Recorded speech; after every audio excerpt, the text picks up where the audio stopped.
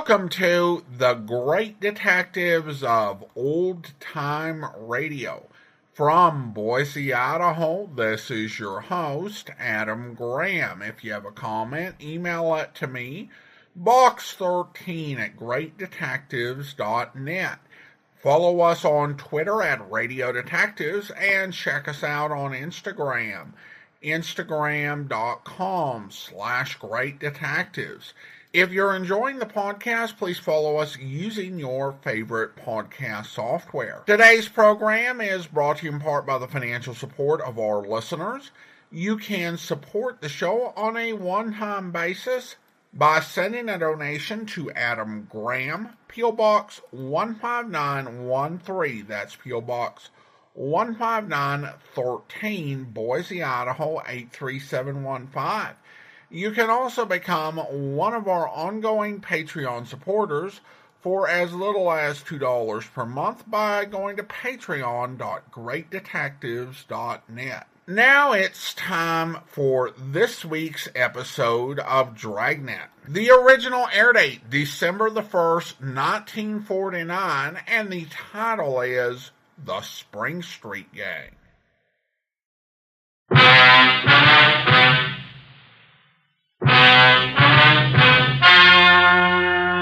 Ladies and gentlemen, the story you're about to hear is true.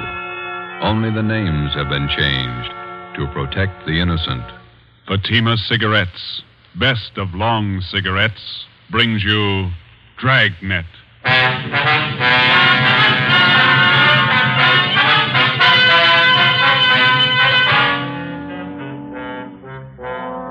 You're a detective sergeant. You're assigned to Juvenile Bureau.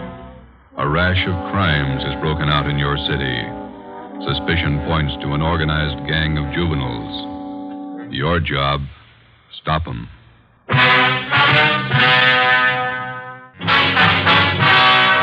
Dragnet, the documented drama of an actual crime. For the next 30 minutes, in cooperation with the Los Angeles Police Department, you will travel step by step on the side of the law through an actual case from official police files. From beginning to end, from crime to punishment, Dragnet is the story of your police force in action. It was Sunday, March 27th. It was windy in Los Angeles. We were working the night watch out of Georgia Street Juvenile Bureau. My partner's Ben Romero. The boss is Ed Backstrand, chief of detectives. My name's Friday. I was on the way up from the Juvenile Bureau, and it was 11:25 p.m. when I got to the receiving hospital, room 5, the treatment room. Everything happens on Sunday nights, Joe? Yeah. How's the kid making out, Doc? One arm is cut up badly. Nothing fatal, though. How'd it happen? That's what I'd like to find out. Can I talk to him? If you want. Don't press him, though. He's had a bad shock. All right.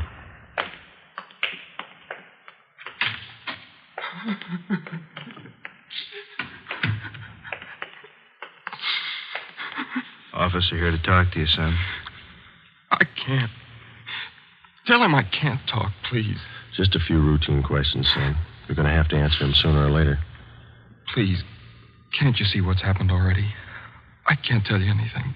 Jack Monroe, is that your real name? Yeah. How old are you? I'll be 16 next July.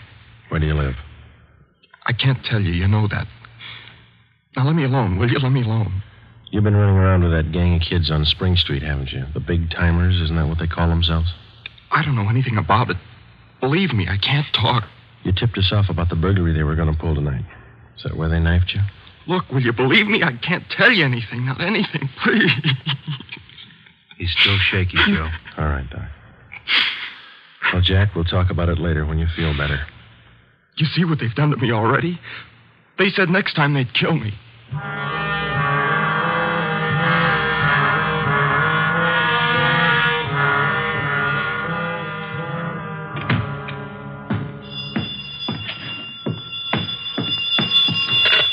Juvenile Bureau, Friday. Yeah, okay, Fred. Goodbye. How'd you make out, Joe? Not very good, Ben. Captain Bowling come in yet? You checked in while you were gone. Wants to see us. Okay. The kid tell you who knifed him? No, I scared him good. He wouldn't tell me a thing. You get a line on the boy's parents, Friday? I got a hold of his father. He's on his way in. How's the boy? Bad knife wounds, nothing fatal.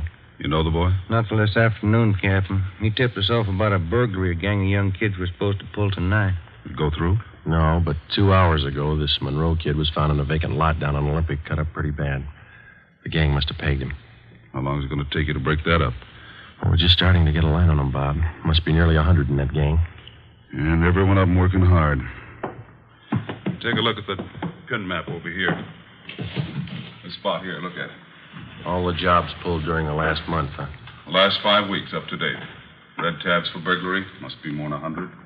The robberies, green pens, count them, at least 50. And there's 5 more orange ones I added for the weekend, auto thefts. You bet those kids are working hard. We got a lead on them. That's more than we had last week. You have to push it harder. Here's the big reason.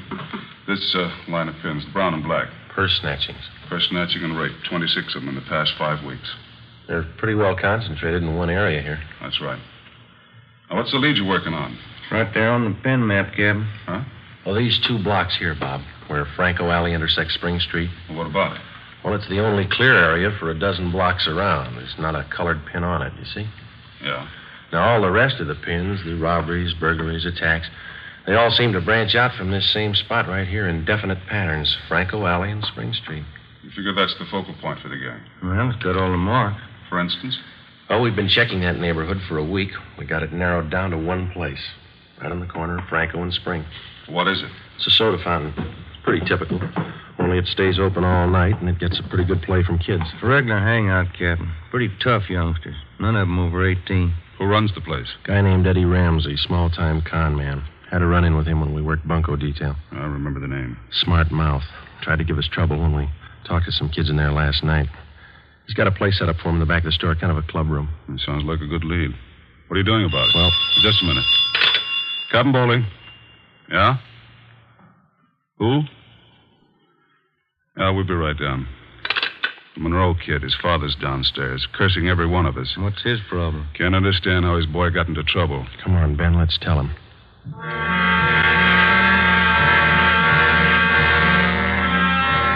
What kind of a city do we have when we can't allow our children out on the street without being stabbed or shot? What's our great police force doing when this is going on? I'd like an answer if you got one. I demand an answer. We got an answer for you, Mr. Monroe. Will you sit down? My boy's lying in there in that hospital bed, cut to pieces. What did you do to prevent it? Tell me.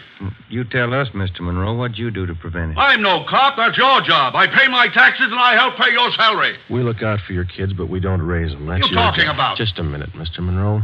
Answer me this. How old is your son, Jack? He's 16, I think. Why? You know what he does with his spare time? Where he spends his nights? Of course I do. He's at home. Some nights he goes to the library. Then you don't know much about your son, Mr. Monroe. For the past month, 4 nights out of 5, he's been hanging around with a gang down at a soda fountain on Spring Street. He's down there as late as 2 a.m. He says he goes to the library. How do I know? I'm a busy man. Did you know that your son is mixed up with that gang? He's not mixed up with the gang. A bunch of small-time thieves, but they're growing. They started with purse snatching, breaking in parked cars, burglarizing candy stores. You don't know what you're talking about. Wait a minute, please.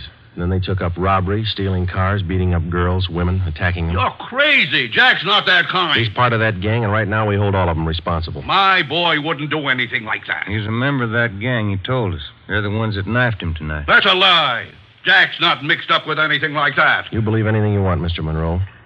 We're going to protect your boy as much as we can, but don't expect us to raise him for you. Now, you better take a free piece of advice. You keep your advice. Jack's not in this. You can't prove he is. We're not out to prove anything right now. But you catch up with that boy of yours. Keep him off the streets before it's too late. Are you threatening me? No, sir, advising you. Next time we might meet at the morgue.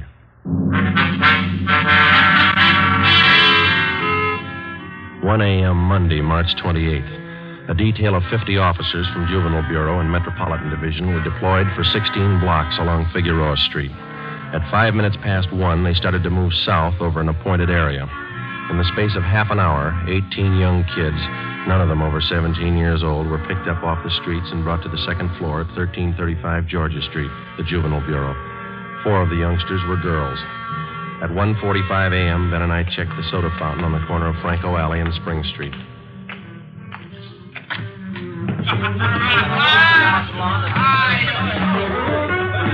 Same bunch, Joe. Business as usual. Yeah, come on. Hey, Teddy, the Bulls. They're back again. Same guys. Go back and tell Eddie. Hey, look, why do you guys have to keep tracking us, huh? You'd think we were crooks or something. You were here the last time we checked in, Teddy. You ever go home? Sure, when I'm tired. I ain't tired. What's the matter? That's your money on the table there? Sure, it's my money. You want to borrow a buck? $28. That's a lot of money for a boy your age. You keep pretty late hours, son. You have to go to school in the morning? Maybe. I can sit here, can't I? It's free country. I'm drinking coffee. You gonna make me on that? You've been drinking more than coffee. Where's your driver's license? Oh, every time the same thing. There. March 10th, 1933, 16 years old. They giving you trouble, Ted? Eddie's on his way out. What's your name? Jones. Clyde Jones. Huh, Ted? Sure. He's got money, too. Rich family. You can save the smart talk, boys. Any of your pals in the back room? What's the trouble now, Sergeant? How many times a week do we get a checkup? Go ahead, Eddie. Read them off. We told you the last time, Ramsey. Clean up your place here or we'll ride your back till you do. I told you the last time, Sergeant, there's nothing wrong with my place. It's almost 2 o'clock in the morning. You got a dozen underage kids hanging around here doing nothing. Some of them have been drinking. Schoolboys. Better to have them in here than hanging around outside in the street. I keep an eye on them. You're not the guardian, Ramsey. This time of night, they've got no business in here or on the street alone. It's your opinion, huh? That's the law, Ramsey. Now, either you shut down that back room and keep these kids out of here late at night, or we'll go after your license. You don't scare me, Sergeant. You can't prove a thing. A couple of these kids have juvenile records. They're on probation. We can tag you for contributing. You still don't scare me. Now, why don't you leave the kids alone? That's right, Eddie. Read them off. Ben, get Benson and Bell. Roger. If you won't clean up your place, Ramsey, we'll do it for you. Yeah? What are you going to do? We're pulling these boys in, all of them.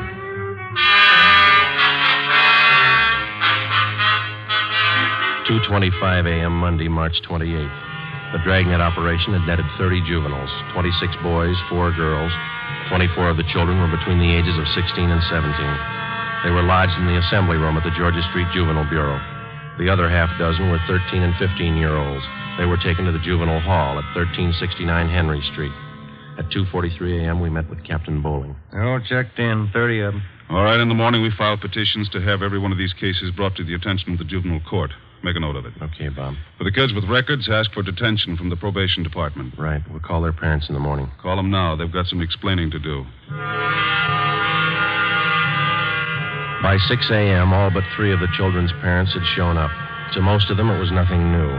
Their kids had been there before. They'd be there again. They took the lecture from the juvenile officers calmly. As long as it didn't mean trouble for them, they wouldn't worry. When they got their children home, they would reprimand them, not for running the streets, but for being picked up by the police. Ben and I had seen the cycle of the young criminals start before, 100 times over. It had a lot of different endings, most of them sour. During the next week that followed, we booked an average of a dozen juvenile delinquents every night. The clampdown continued, so did the crime wave. 10 burglaries, 4 robberies, 8 car thefts, 6 purse snatchings, 3 assaults on women. 1 week's work. Picked up a new angle on Ramsey today, Captain. He might be fencing for the game. Who gave you the tip-off? One of our informants. Ramsey's brother lives out in the valley. He's supposed to be pushing this stuff. You check him out? Yeah, couldn't get a thing on him. Well, it might explain what attracts the kids to that soda fountain. It explains those $20 bills the kids are flashing. They steal and rob, and then they sell the loot to Ramsey for nothing. Another thing.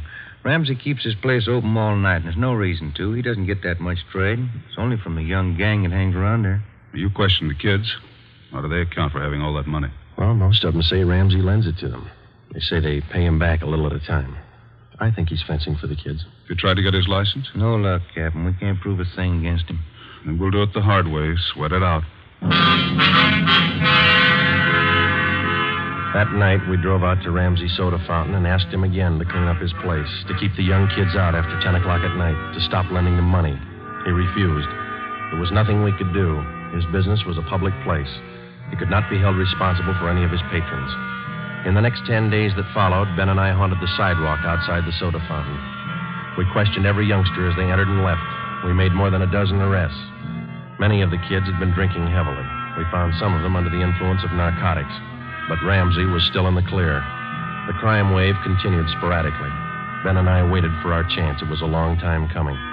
Thursday, April 14th. We had dinner at Johnny Cokin's place, and it was 10:35 p.m. when we checked back in at the office. Hot shot. Grab it, Joe. The terminal on Market Street, a 459 in shooting. The Terminal and Market Street, a 459. Let's go.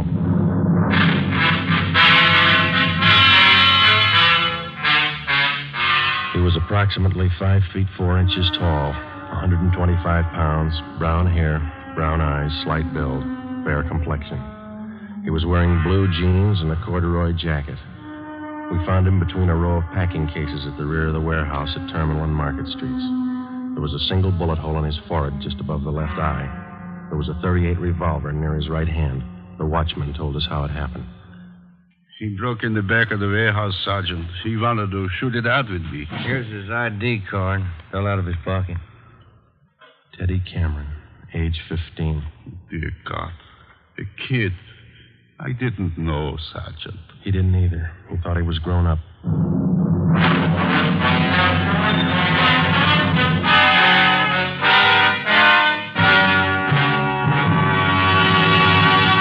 You are listening to Dragnet for the solution to an actual case from official police files.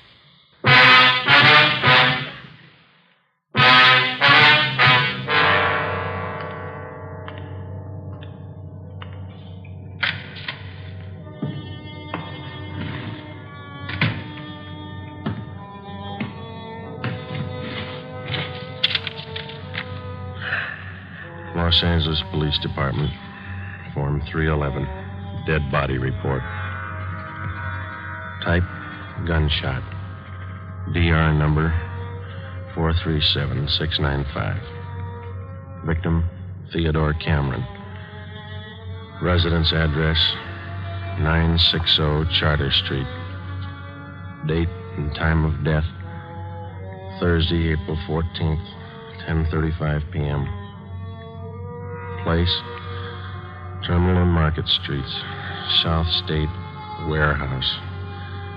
Cause of death, gunshot. Motive or reason, attempted burglary. Time discovered, 10:40 p.m. Removed to County Morgue. Discovered by Carl Hyba, night watchman. Identified by Barbara Cameron, sister. Description of victim, male, Caucasian, age 15, height, weight, so-and-so, occupation, student, descent, English, and was a witness, signed Joe Friday, serial number 2288, age 15.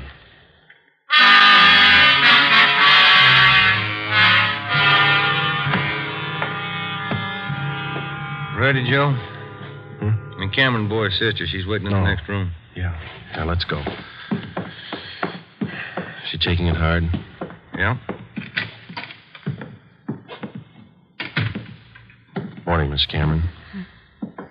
Good morning. We won't keep you long. Just a few routine questions. Yes, all right. Miss Cameron, how many are there in your family? There were 3 of us. Teddy, Mike, and me. Mother and father are dead. I work. Teddy and Mike go to school. Mike does. How old is your brother Mike, Miss Cameron? He's 14. You're the sole support of your 2 brothers? Yes. Do you have any idea who the boys were your brother Ted used to run around with? I don't know them by name. I remember seeing a couple of them once or twice. Mike would know, I think. He and Ted were pretty close, brothers. Do you know if Ted mixed with a gang of kids down on Spring Street? Maybe Mike would know that. Sergeant Teddy wasn't a bad boy. He wasn't a bum. None of us are. I tried to raise the boys like Ma told me. It wasn't easy. We made out. Yes, I understand, Miss Cameron. My salary didn't have too much, but we got by. Yeah. I figured on getting married. I'm 31. It'd be good for the boys, especially Teddy. He's dead, isn't he? Yeah. I couldn't be in 2 places at once. Hold a job and watch the kids. That's why I thought maybe a husband. I'm sorry to press, Miss Cameron. Do you think your brother Mike can tell us about that Spring Street gang? Oh, Mike would know. Where can we find him?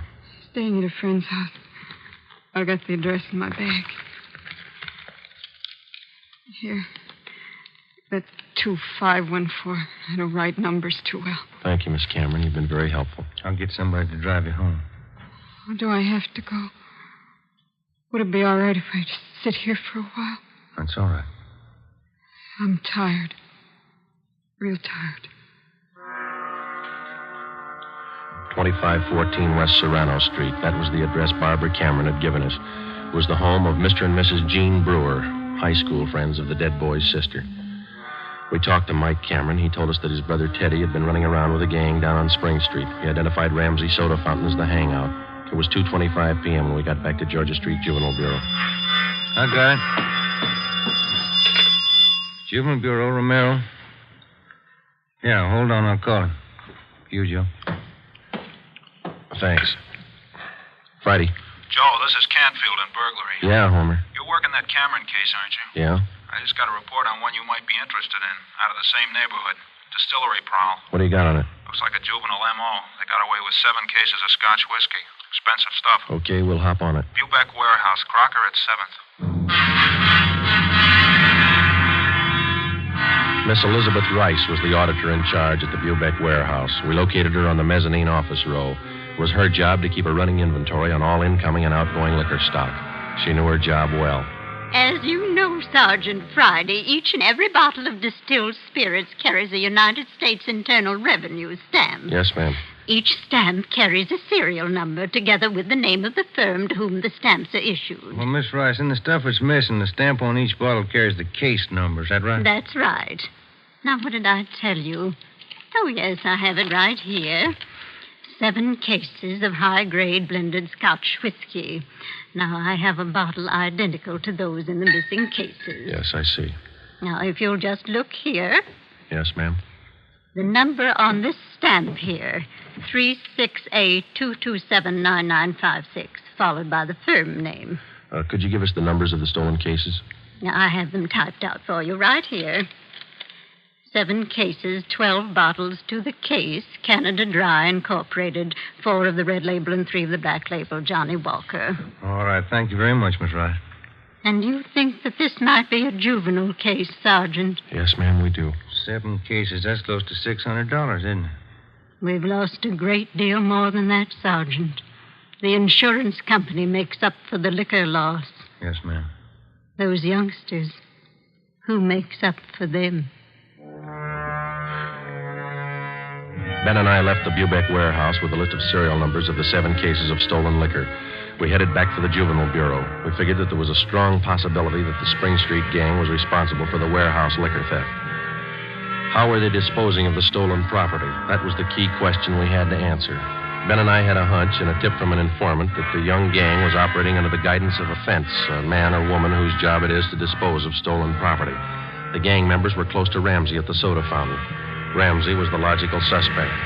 All right. Now, suppose they did steal the liquor. Suppose Ramsey's a fence. What's he done with the stuff? I don't think he's turned it this fast, if he's turned it at all. He wouldn't keep it at the soda fountain, no liquor license. And we've been around too much. He wouldn't keep it in his house. He lives in the rear of the fountain. It's too hot.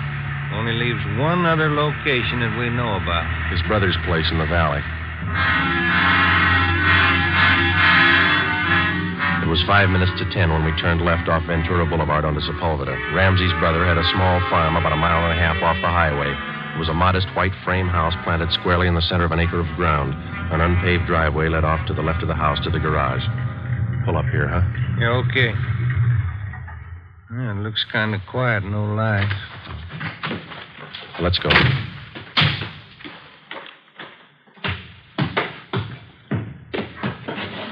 Mud sticks to everything. Now, where's the doorbell? Oh, here it is. You got your flashlight? Yeah, what? Here's a note somebody left. Oh, it's on the bum again. Here, I'll strike a match. Okay. Can you hold it a little closer? Can you read it? Yeah.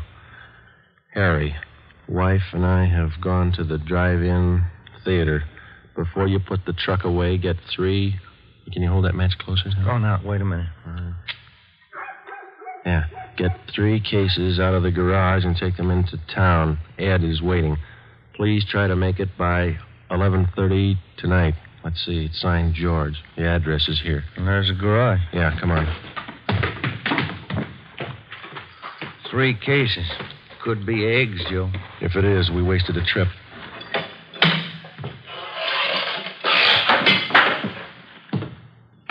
Oh, I'm out of matches, Joe. All right, here, use mine. What was that? Checking. Come on. See anything? No. There goes the light. Just a minute, I'll strike another one. You can save your matches. We found it. We found 5 cases of Scotch whiskey on the floor of the garage. We checked the serial numbers against the warehouse list. They matched. We went back to the car and called communications. We had an immediate stakeout placed on George Ramsey's place, and then we headed back for the city. It was 11:20 p.m. when we got to the address we found on the note. Oh, it's about time, Harry. Hello, Ramsey. We can do without the music. What's your problem this time? Hey, you're almost out of Scotch, Ramsey. Serial numbers check out, Joe. Sorry I can't offer you a drink. We're too old to drink here, aren't we, Ramsey? Where's your phone? You want to invite somebody? You can see we're out of booze. You got a phone? In the hall. Ben, call the office. Yeah. All right, what's it all about? We've been out to your brother's place. What happened to the other 2 cases? You drink them here? I gave it to the kids. What are you looking at me like that for, Sergeant? Anything wrong, Eddie? Party's over, kid.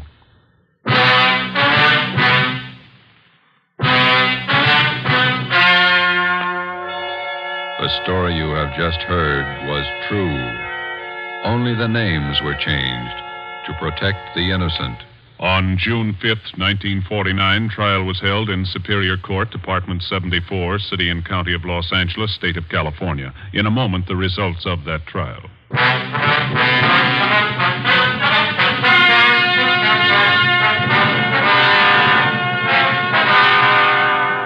Edward and George Ramsey were tried and convicted in Superior Court of receiving stolen property. After serving their terms as prescribed by law in the state penitentiary, they will be returned to the county jail where they will serve a 1-year term for contributing to the delinquency of minors. You have just heard Dragnet, a new series of authentic cases from official files. Technical advice for Dragnet comes from the Office of Acting Chief of Police, W.A. Wharton, Los Angeles Police Department. Honoring the city of Greenwich, state of Connecticut, and the men who make up the Greenwich Police Department, another of America's great law enforcement agencies. One of these men, Chief John M. Gleason, FBI National Police Academy graduate, who dedicates his life to making yours more secure. Fatima Cigarettes, the best of long cigarettes, has brought you Dragnet from Los Angeles.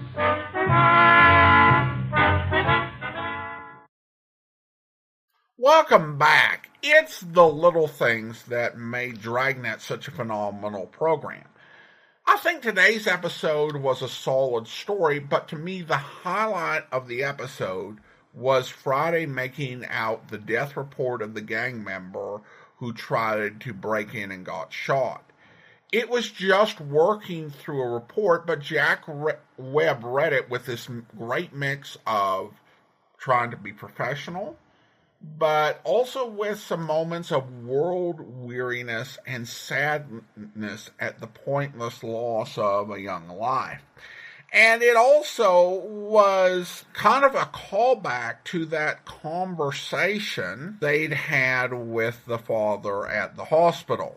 They were not just trying to be difficult or telling you how to live your life. They were warning you of what was a real danger. And this also goes to one of those things that I think so many people fundamentally either twist or misunderstand about Dragnet, particularly like if you're making fun of it. Because, people will say, Dragnet was just be like, all these, you kids, you just need to go ahead and straighten up, fly right. And, it's a series that came down on young folks like a ton of bricks. No, not at all.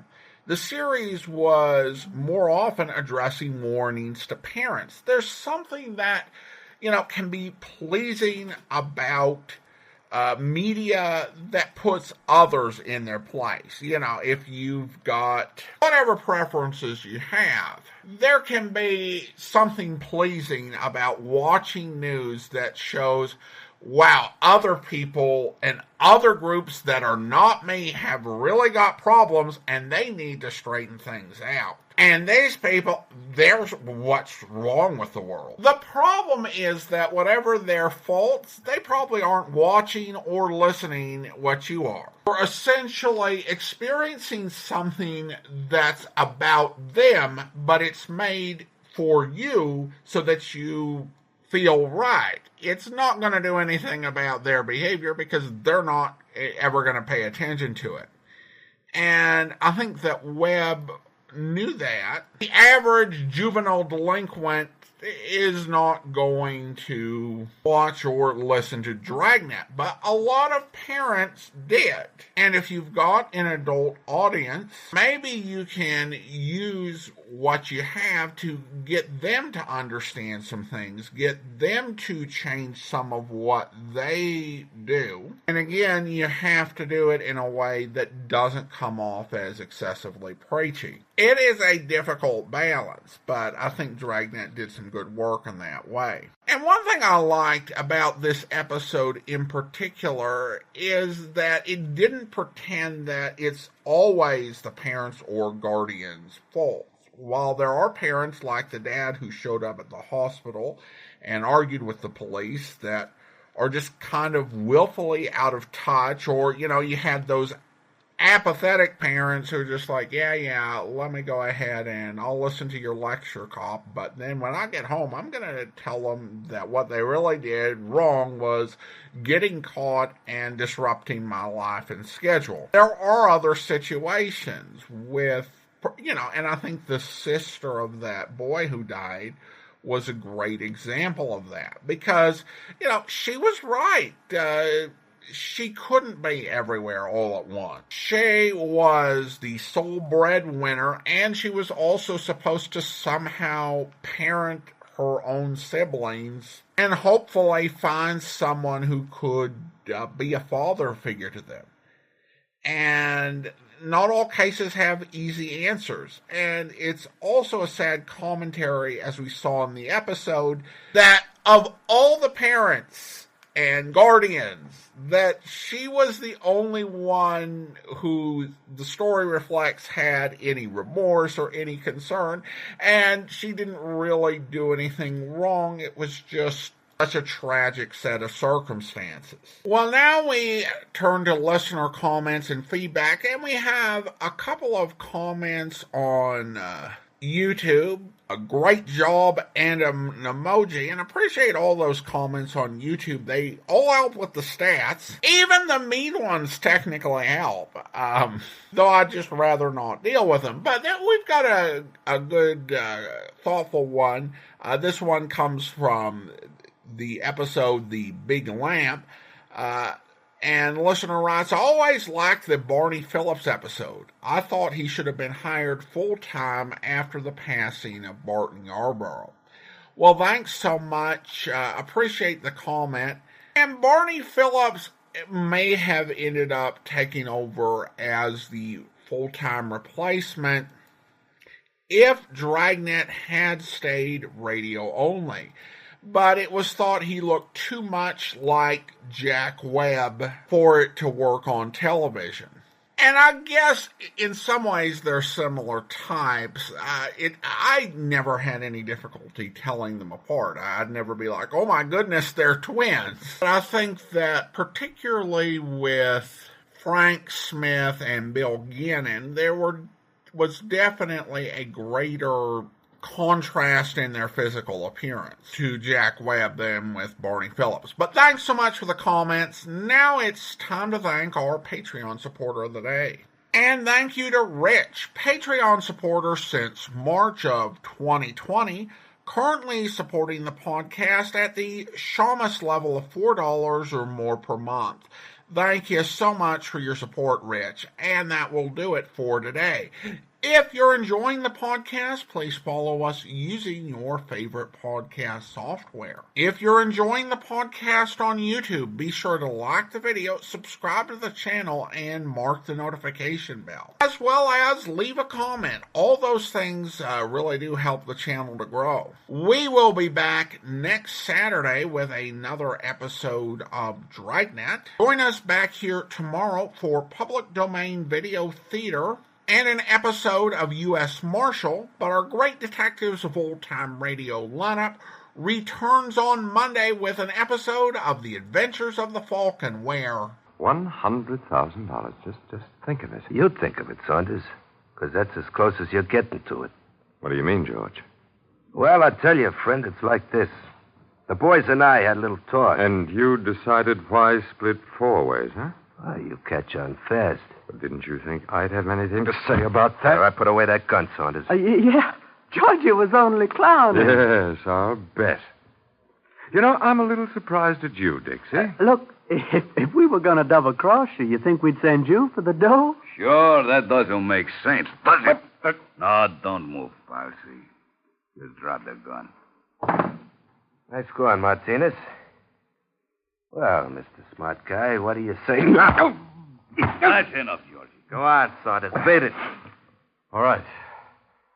Gentlemen, if this little get-together hasn't been pleasant, it hasn't. I hope you'll be with us then. In the meantime, do send your comments to box13 at greatdetectives.net. Follow us on Twitter at Radio Detectives, and check us out on Instagram, instagram.com/Great Detectives. From Boise, Idaho, this is your host, Adam Graham, signing off.